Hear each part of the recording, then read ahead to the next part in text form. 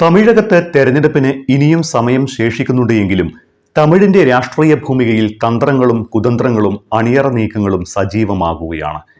ഭരണ തുടർച്ച ലക്ഷ്യമിട്ടാണ് എം.കെ. സ്റ്റാലിന്റെ ഡി.എം.കെ മുന്നണി തന്ത്രങ്ങൾ മെനയുന്നതും അടിത്തട്ട് മുതൽ പ്രവർത്തിച്ചു വരുന്നതും. ഒപ്പം സ്റ്റാലിനും സ്റ്റാലിന്റെ രാഷ്ട്രീയവും അസ്വസ്ഥതപ്പെടുത്തുന്ന ബി.ജെ.പി എ.ഡി.എം.കെയുമായി കൈകോർത്ത് തമിഴ്നാട് ഭരണം പിടിക്കാൻ കിണഞ്ഞു ശ്രമിക്കുന്നുമുണ്ട്.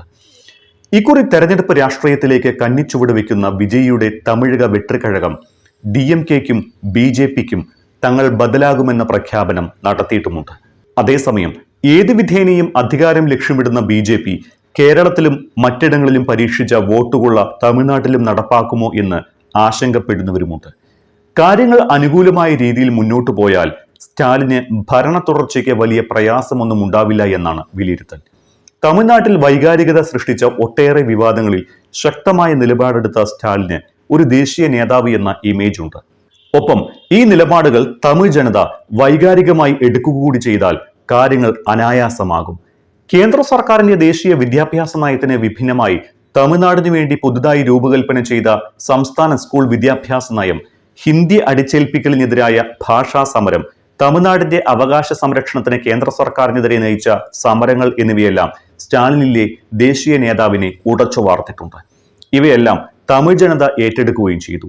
ഇതിനു പുറമെ ജനോപകാരപ്രദമായ ഒട്ടേറെ കാര്യങ്ങൾ ഡി.എം.കെക്ക് പ്ലസ് പോയിന്റുകളാണ്.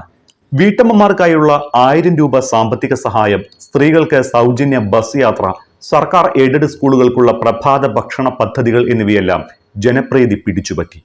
വയോധികർക്കും വികലാംഗർക്കുമുള്ള റേഷൻ വീട്ടുപടിക്കൽ എത്തിക്കുന്നതുൾപ്പെടെ ജനകീയ പദ്ധതികൾ ഒട്ടേറെ ഉണ്ടെങ്കിലും പോരായ്മകളും നിരവധിയുണ്ട് എന്ന് നിരീക്ഷകർ വിലയിരുത്തുന്നു.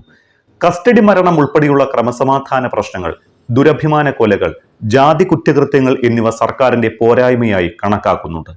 അപ്പുറത്ത് കേന്ദ്രമന്ത്രി അമിത്ഷാ നേരിട്ടാണ് അണ്ണാ ഡി.എം.കെക്കൊപ്പം ചേർന്ന് പദ്ധതികളും തന്ത്രങ്ങളും ആസൂത്രണം ചെയ്യുന്നത്. ഇത്തവണ എങ്ങനെയും ഭരണം പിടിക്കുകയാണ് അമിത്ഷായുടെ ലക്ഷ്യം. അതിനായി ഏതറ്റം വരെയും പോകാൻ ഷാ തയ്യാറാണ്. അതിന് കാരണം സ്റ്റാലിൻ മുന്നോട്ട് വയ്ക്കുന്ന ബി.ജെ.പി വിരുദ്ധ രാഷ്ട്രീയവും. അത് ബി.ജെ.പിയെ തെല്ലൊന്നുമല്ല അലോസരപ്പെടുത്തുന്നത്. ബി.ജെ.പിക്ക് തൊട്ടുനോക്കാൻ പോലും പറ്റാത്ത തമിഴ് രാഷ്ട്രീയ ഭൂമികയിൽ ഏത് വിധേനയും കാൽകുത്തുക എന്നത് ബി.ജെ.പിയുടെ പ്രഖ്യാപിത ലക്ഷ്യമാണ്.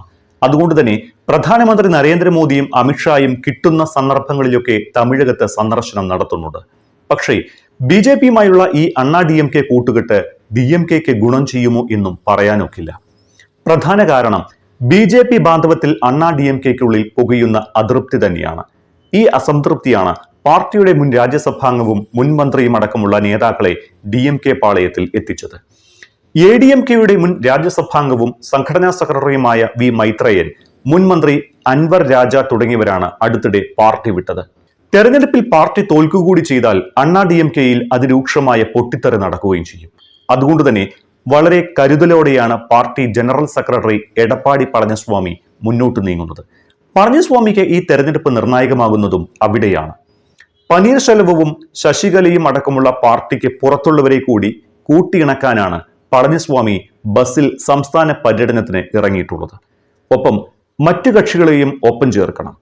നിലവിൽ കോൺഗ്രസ്, CPM, CPI, മുസ്ലിം ലീഗ്, വിടുതലൈ ശുറുദൈകൾ കക്ഷി, എ.ഡി.എം.കെ, മനിതനേയ മക്കൾ കക്ഷി, കൊങ്കുനാട് മക്കൾ ദേശീയ കക്ഷി, തമിഴക വാഴ്ചുരിമൈ കക്ഷി, കമൽഹാസന്റെ മക്കൾ നീതിമയ്യം തുടങ്ങി 15ഓളം ചെറുതും വലുതുമായ കക്ഷികൾ ഡി.എം.കെ മുന്നണിക്കൊപ്പമാണ്. ഇപ്പുറത്ത് ബി.ജെ.പി അണ്ണാ ഡി.എം.കെ സഖ്യവും ടി.വി.കെയും സീമാന്റെ നാം തമിഴർ കക്ഷിയുമുണ്ട്. ഇത്തവണ എടുത്തു പറയേണ്ട സാന്നിധ്യം 2 വർഷം മുൻപ് മാത്രം രൂപീകൃതമായ നടൻ വിജയുടെ തമിഴക വെട്രിക്കഴകത്തിൻ്റെതാണ്. കഴിഞ്ഞയാഴ്ച വിജയ് നടത്തിയ ടി.വി.കെയുടെ റോഡ് ഷോ തമിഴ്നാടിനെ ഇളക്കിമറിച്ചിരുന്നു. യുവാക്കളും വിജയ് ആരാധകരും അടങ്ങുന്ന ഒരു വലിയ പ്രവാഹം തന്നെ അന്നുണ്ടായിരുന്നു. വിജയ് തെരഞ്ഞെടുപ്പിൽ ഒരു ശക്തിയാകുമെന്ന് തന്നെ കണക്കുകൂട്ടിയ ബി.ജെ.പി വിജയെ ഒപ്പം കൂട്ടാൻ ഒരു ശ്രമം നടത്തി. എന്നാൽ വിജയ് അതിന് തയ്യാറായില്ല. എന്ന് മാത്രമല്ല, തങ്ങളുടെ പ്രത്യയശാസ്ത്ര ശത്രു എന്നാണ് വിജയ് ബി.ജെ.പി വിശേഷിപ്പിച്ചത്. മുഖ്യ രാഷ്ട്രീയ എതിരാളി ഡി.എം.കെ ആണെന്നും വിജയ് പറയുമ്പോൾ തൽക്കാലം ഒരു കക്ഷിയിലേക്കും തങ്ങളില്ല എന്ന വിജയിയുടെ പ്രഖ്യാപനം കൂടിയാണ് അത്.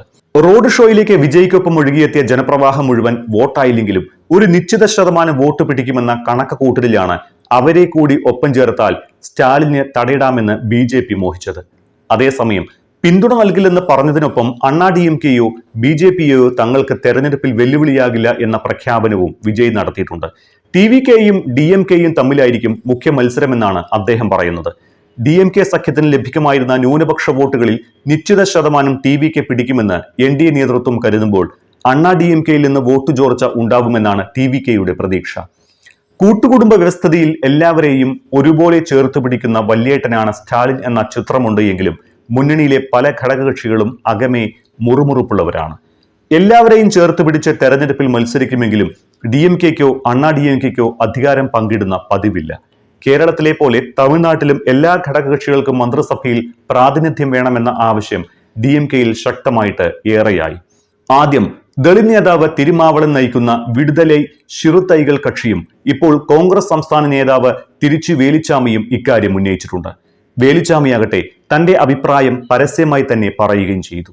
തമിഴ്നാട്ടിൽ എൻ ഡി എ സർക്കാർ അധികാരത്തിലേറുമെന്നും ബി ജെ പി സംസ്ഥാന മന്ത്രിസഭയിൽ പങ്കാളിത്തം വഹിക്കുമെന്നും അമിത്ഷാ അടക്കമുള്ളവർ അവകാശപ്പെടുന്നു. എന്നാൽ സഖ്യകക്ഷിയായ അണ്ണാ ഡി എം കെ തെരഞ്ഞെടുപ്പിൽ കേവല ഭൂരിപക്ഷം നേടുമെന്നും തനിച്ച് സർക്കാർ രൂപീകരിക്കുമെന്നും ജനറൽ സെക്രട്ടറി എടപ്പാടി കെ പളനിസ്വാമിയും അവകാശവാദം ഉന്നയിച്ചിട്ടുണ്ട്.